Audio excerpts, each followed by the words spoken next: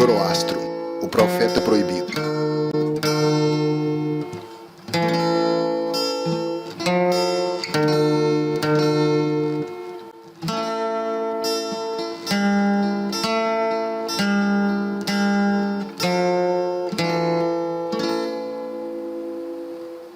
Zoroastro, ou Zaratustra, foi um profeta e poeta persa, fundador do zoroatrismo. Viveu na Ásia Central, na região que corresponde hoje ao Irã, e a parte ocidental do Afeganistão, muito provavelmente entre 660 a 583 a.C. Mas há registros que datam entre os anos 1750 a 1000 a.C. O zoroatrismo foi a primeira religião monoteísta ética da história. Foi também a religião oficial do Império Aquemênida, 550 a 330 a.C., aquele fundado por Ciro, o Grande, Ciro II, que conquistou Babilônia e autorizou o retorno dos judeus à Judéia em 537 a.C. Talvez você esteja já se perguntando, e o que isso tem a ver comigo? Ou que diferença fará na minha vida? Ou o que essa informação tem a ver com o nosso contexto atual? Ótimas perguntas. Para começar a respondê-las, vou citar um verso de um dos livros mais antigos e discutidos da Terra, a Bíblia. Tendo Jesus nascido em Belém da Judéia, no tempo do rei Herodes, eis que vieram magos do Oriente a Jerusalém, perguntando: onde está o rei dos judeus, recém-nascido? Com efeito, vimos sua estrela no céu surgir e viemos homenageá-lo. Evangelho segundo São Mateus, capítulo 2, versos de 1 a 2. Magos do Oriente? Mas se a Bíblia se posiciona contrária à prática de magia, por que Jesus foi visitado por magos do Oriente?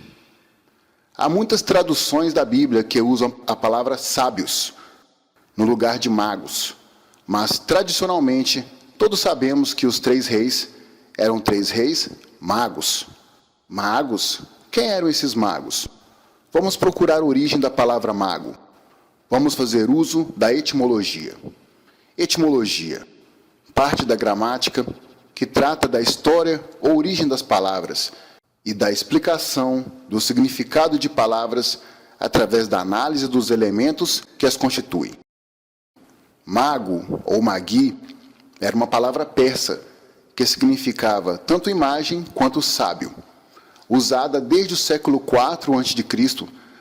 para denotar um seguidor de Zoroastro. Resumindo, os magos, ou maguis, eram os sacerdotes do zoroatrismo, e o zoroatrismo era a religião monoteísta da Pérsia, hoje Irã, que existiu no mundo civilizado da época, com seu livro sagrado, o Avesta, e com linguagem e escrita sagradas própria, o Avestano. Concomitantemente ao judaísmo, e muito antes do cristianismo existir, a religião de Zoroastro influenciou o pensamento religioso. Um dos evangelhos apócrifos, o evangelho árabe da infância de Jesus, cita Zoroastro. E eis o que aconteceu enquanto o Senhor vinha ao mundo em Belém, cidade da Judéia, no tempo do rei Herodes. Magos vieram de países do Oriente a Jerusalém, tal como havia predito Zoroastro, e traziam com eles presentes, ouro, incenso e mirra, e adoraram a criança e renderam-lhe homenagem com seus presentes. Evangelho árabe da infância de Jesus, capítulo 7. E ainda mais curioso e interessante, o Evangelho diz que o nascimento de Jesus era uma profecia de Zoroastro. Será que o zoroatrismo foi religião que preparou o caminho para o cristianismo? Será que Zoroastro foi um profeta que profetizou o nascimento de Jesus? Se for assim, então por que não se fala de Zoroastro no cristianismo? O que tem de tão errado com Zoroastro, ou com o zoroatrismo, que foi negado à cristandade a oportunidade de conhecer? Em busca dessas respostas, vamos conhecer mais sobre Zoroastro e o que ele ensinava. Precisamos inicialmente saber que na Pérsia, antes do zoroatrismo, a religião que existia era muito parecida com o hinduísmo politeísta, apresentando um panteão formado pelos asuras, senhores, e pelos daivas, deuses. Como citei, o zoroatrismo talvez seja a mais antiga religião monoteísta que já existiu e ainda existe no mundo. E o mais interessante e original é que não se trata de uma religião de origem semítica. Há quem questione e coloque o judaísmo como o mais antigo, mas muito antes de Zoroastro reformar o masdeísmo, fazendo dele o zoroatrismo, na região da antiga Pérsia, a exemplo da Índia, já existia uma religião cujas práticas ancestrais animistas evoluíam gradativamente para um monoteísmo dualista. Religião esta que os persas trouxeram com eles, assim como a língua indo-europeia, quando ocuparam o planalto do Irã por volta de 2000 a 1500 a.C. Sem falar que a religião que chamamos de mitologia suméria, embora tivesse diversas divindades, havia declarado Marduk como Deus Supremo da Babilônia e dos 4 cantos da terra no ano 2000 a.C., ou seja, um princípio de monoteísmo na região. Era uma tendência que ocorreu no Planalto do Irã, mas também no Egito, com Amenófis IV se convertendo a Akhenaton e elevando o Aton a título de Deus Supremo entre os anos 1348 a 1346 a.C. Muito provavelmente, a religião de Abraão era o culto a uma dessas muitas divindades cultuadas na Mesopotâmia. Pois Abraão era de Ur, e Ur foi uma importante cidade-estado, sede de um império nos tempos de Abraão, a terceira dinastia de Ur, 2112 a 2004 a.C. Abraão entregou o dízimo a Melquisedeque, que era rei de Salém e sacerdote do Deus Altíssimo, Gênesis capítulo 4, verso 18. Ou seja, o pai das crenças abraânicas foi abençoado por um sacerdote, mas de qual religião? Conforme a tradição zoroastriana, Zoroastro viveu no século 7 a.C. Era pertencente ao clã Spitama, filho de Pourushaspa e de Dogdova. Era sacerdote de um culto dedicado a um dos asuras. Certo dia, aos 30 anos, enquanto participava do ritual de purificação em um rio, ele teve a visão de um ser de luz que se apresentou a ele como Vorumaná, bom pensamento. Vorumaná conduziu Zoroastro, então, até a presença de Asura Mazda e outros 5 seres de luz, os Ameshis Penta, imortais sagrados. Depois de uma série de encontros, Asura Mazda revelou a Zoroastro a sua mensagem. Mensagem essa que tratava mais de uma reforma na atual religião do que a criação de uma nova. Mas as autoridades civis e religiosas opuseram-se à doutrina de Zoroastro, e após 12 anos de pregação, ele teve de deixar sua terra natal para fixar-se na corte do rei Vishitaspa, da Bactria, região que se encontra hoje no atual Afeganistão. O rei Vishitaspa e a rainha Utosa, da Bactria, converteram-se à doutrina de Zoroastro, e o zoroatrismo foi declarado como religião oficial no reino. A principal reforma de Zoroastro foi uma mudança no panteão dominante, sendo direcionado para o monoteísmo e dualismo. A partir de Zoroastro, os asuras passam a ser vistos como seres do bem e os daivas como seres do mal. Zoroastro então elevou a Asura Mazda, senhor sábio, à posição de divindade suprema, criadora do mundo e único digno de adoração, e reduziu Angra Mainyu, a energia negativa que se opõe à energia positiva de Asura Mazda, sendo responsável por doenças, catástrofes e todo tipo de mal. Ao restante do panteão, Zoroastro criou o conceito dos Ameshis Penta, imortais sagrados, descrito como emanações ou aspectos do próprio Asura Mazda. Zoroastro escreveu seus ensinamentos em 17 hinos, de forma poética, conhecido como gatas. Neles, Zoroastro formula ainda, de forma abstrata, o conceito dos Ameshis Penta. Com o tempo, os Ameshis Pentas foram assumindo caráter de divindade, sendo associados a aspectos da criação divina. 7 são os Ameshis Pentas, imortais sagrados. Spenta Mainyu, Espírito Santo, Vorumanu, bom pensamento, Asha Vashita, verdade perfeita, Spenta Ameraiti, devoção benfeitora. Kaixatra Vairia, governo desejável. Aura Vatati, plenitude. E Ameretati, imortalidade. Nos Gatas, hinos que fazem parte do Avesta, que é o livro sagrado do zoroatrismo, parecem sugerir que Ahura Mazda é o pai de Spenta Mainyu, mas também de Angra Mainyu. Hei de cantar as bondades de Ahura Mazda, falarei com gosto da boa mente e com reverência sobre a vida dos retos.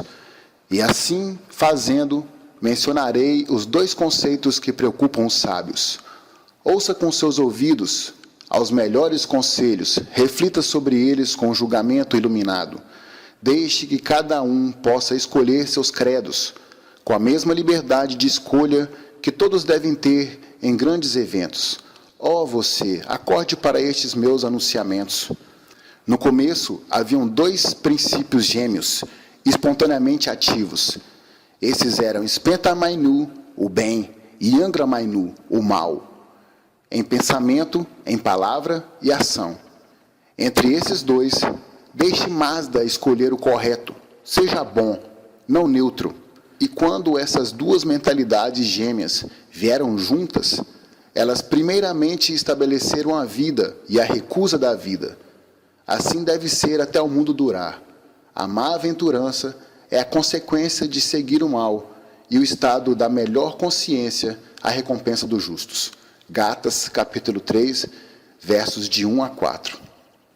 Como já mencionado, com o tempo, durante a história do zoroatrismo, os Amesh Spenta foram personificados, sendo associados a aspectos da criação divina. Spenta Mainyu, Espírito Santo, é compreendido como sendo a inteligência que rege sobre as crianças que ainda não nasceram, mas também assumindo variadas funções. Vohumaná, bom pensamento, inteligência que governa o reino dos animais. Asha Vashita, verdade perfeita, inteligência regente do fogo. Spenta Ameraiti, devoção benfeitora, inteligência que governa sobre a terra. Kaixatra Vairia, governo desejável, é regente sobre o céu e os metais. Aura Vatati, plenitude, inteligência ligada ao elemento água. Amererati, imortalidade, inteligência que governa sobre o reino das plantas. E esses são os Amesh Spenta do zoroatrismo, conforme ensinado por Zoroastro nos Gatas. Toda essa religião, com sua doutrina, já existia por volta do século VII a.C. Contava com um livro sagrado, o Avesta, e com um clero bem organizado. O zoroatrismo já foi a religião de todo o Império Persa, por centenas de anos. Era a religião das massas, a religião que predominava. Quando Nabucodonosor II subjugou o reino de Judá e deportou para a Babilônia os príncipes dos judeus, aproximadamente em 609 a.C., a religião de Nabucodonosor II e de seus magos e adivinhos era o zoroatrismo. Então o rei mandou chamar os magos, os astrólogos, os encantadores e os caldeus para que declarassem ao rei os seus sonhos, e eles vieram e se apresentaram diante do rei. Livro do profeta Daniel, capítulo 2, verso 2. Embora a tradição conte os dias do exílio dos judeus em Babilônia como 70 anos, muito provavelmente a contagem literal seja em torno de 49 a 50 anos de exílio. De qualquer forma, esse é o tempo suficiente para descaracterizar ou influenciar a qualquer cultura.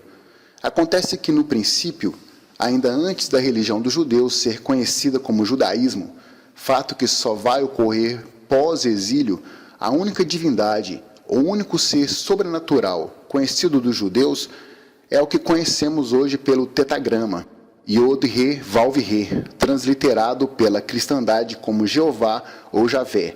Para os judeus, Yod-He-Vav-He, o tetagrama, era o responsável pelo bem e pelo mal. Não havia dualismo, não havia polaridade para os judeus. A vontade de Yahvé era suprema e absoluta, acima do bem e do mal.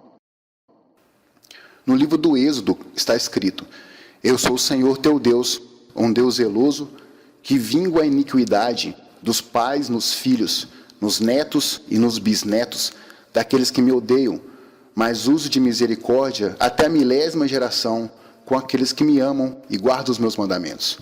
Livro do Êxodo, capítulo 20, versos de 5 a 6. No livro dos Números está escrito: Moisés disse então: Nisto conhecereis que o Senhor me enviou a fazer todas essas obras, e que nada faço por mim mesmo. Se esses morrerem com a morte ordinária dos homens, e se a sua sorte for como a de todos, o Senhor não me enviou.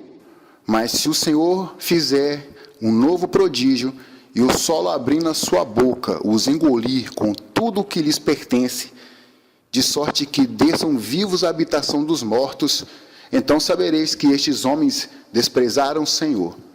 Apenas acabou ele de falar, fendeu-se a terra debaixo de seus pés, e abrindo sua boca, os devorou com toda a sua família. Todos os seus bens e todos os homens de Coré desceram vivos à morada dos mortos. Eles e tudo o que possuíam, cobriu-os a terra e desapareceram da assembleia. Todo Israel que estava ao redor deles, ouvindo o grito que soltaram, fugiu, dizendo: Cuidemos que a terra não nos engula também a nós. Saiu um fogo de junto do Senhor e devorou os 250 homens que ofereciam incenso. Livro dos Números, capítulo 16, versos 28 a 35. Em diversas passagens anteriores ao exílio, a divindade é suprema do bem e do mal.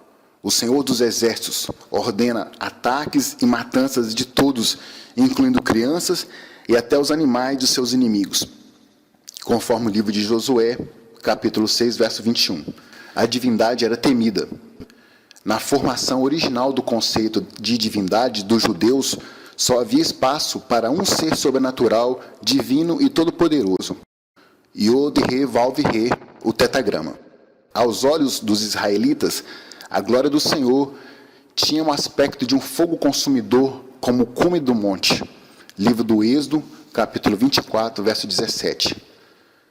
Os filhos de Arão, Nabade e Abiú, tomaram cada um o seu turíbulo, puseram neles fogo e incenso, e ofereceram ao Senhor um fogo estranho, que não lhes tinha sido ordenado. Saiu então um fogo de diante do Senhor, que os devorou, e morreram diante do Senhor. Moisés disse a Arão: Era isso o que o Senhor tinha anunciado quando disse: Serei santificado naqueles que se aproximam de mim, e serei glorificado em presença de todo o povo. Arão calou-se. Livro do Levítico, capítulo 10, verso de 1 a 3. Nessas passagens da Bíblia, nós podemos ver que a divindade aqui manifesta é soberana do bem e do mal. Não é uma divindade apenas benevolente. A divindade original dos judeus não tinha concorrente, não tinha inimigos, era soberana do bem e do mal. O inimigo de Deus, conhecido como Satanás, aparece no Velho Testamento apenas 15 vezes, e todas as vezes em textos pós-exílio babilônico. Como no livro de Jó, um dia em que os filhos de Deus se apresentaram diante do Senhor, veio também Satanás entre eles, livro de Jó, capítulo 1, verso 6, ou no primeiro livro das Crônicas, livro este escrito aproximadamente no ano 430 a.C. Então Satanás se levantou contra Israel e incitou Davi a numerar a Israel. Primeiro livro das Crônicas, capítulo 21, verso 1. Agora, quem era essa figura nova e estranha presente nos textos hebraicos? A palavra Satanás, Satã, aparece inicialmente como um adjetivo, acompanhada sempre de um artigo, ou seja, não era nome próprio. Literalmente, a Satã quer dizer o acusador, o adversário. Adversário de quem? Vale ressaltar que o livro de Jó foi escrito por volta dos séculos 7 e 6 a.C., ou seja, muito provavelmente pós-exílio, ou no tempo do exílio. Será que os judeus foram influenciados pelas crenças de seus conquistadores, os persas? Se os judeus foram para o exílio acreditando somente em Yod-He-Vav-He, o tetragrama, como agora estão acreditando na existência de outro ser sobrenatural? Será que o dualismo de Zoroastro influenciou os judeus e sua religião? Será que as religiões, conforme surgem, vão se apropriando dos dogmas e ensinamentos das religiões que as sucedem? Para responder a essas perguntas, devemos saber quais influências dogmáticas, diretas ou indiretas, o judaísmo, o cristianismo e o islã sofreram no contato com o zoroatrismo. Devemos saber no que criam especificamente os adeptos do zoroatrismo. Nos Gathas e nos escritos por Zoroastro, nós podemos identificar algumas crenças do zoroatrismo, como a imortalidade da alma, a ressurreição dos mortos, o juízo final e a vinda do Messias. Imortalidade da alma.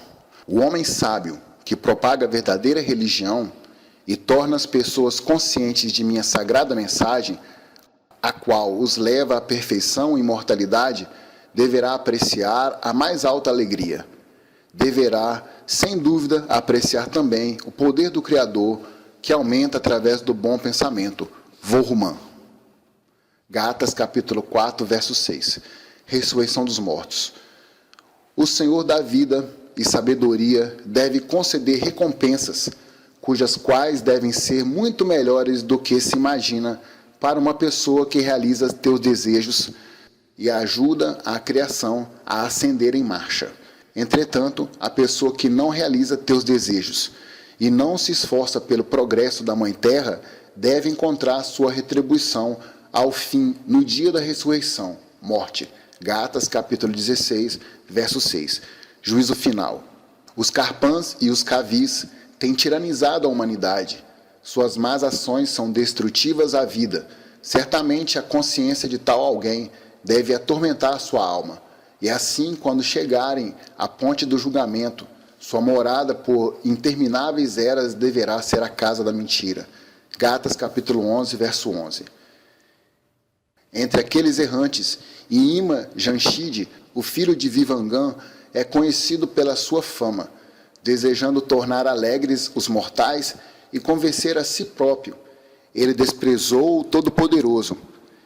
Eu deverei ter completa satisfação com teu julgamento, ó Senhor da sabedoria, com respeito aos pecadores no dia final do julgamento. Gathas, capítulo 5, verso 8. Vinda do Messias. Então vamos todos lutar com o pensamento, palavra e ação para satisfazer Mazda, que cada um escolha realizar boas ações para a sua adoração. Kavi Vishtaspa, o devoto fiel de Zaratustra, juntamente com Maidi Umar e Frashaostra, estão trilhando o caminho da verdade e têm escolhido a fé inspirada e revelada pelo Salvador da humanidade, ministrado por Azura. Gathas, capítulo 17, verso 2. Então o Criador perguntou a Asha, verdade, quem tu terás como Salvador para o mundo, para ser seu protetor e mantenedor da ordem? Quem com sua sagacidade e zelo pode trazer prosperidade? Quem tu terás como seu Senhor, que repelirás a violência e dissipará o mal? Gathas, capítulo 1, verso 2. Considerando que o zoroatrismo é mais antigo que o judaísmo, o cristianismo e o islamismo, podemos presumir que o monoteísmo atual herdou do zoroatrismo suas doutrinas e crenças? Se sim, por que não ouvimos falar de Zoroastro nessas religiões? Será que o conhecimento do zoroatrismo fragiliza essas religiões? Será que o zoroatrismo ressurgirá para recontar a história? O que você acha? Se você tem resposta para alguma dessas perguntas, escreva nos comentários. E se gostou, se inscreva no canal e ative as notificações. Deixe o seu like e compartilhe. Até o próximo vídeo e valeu!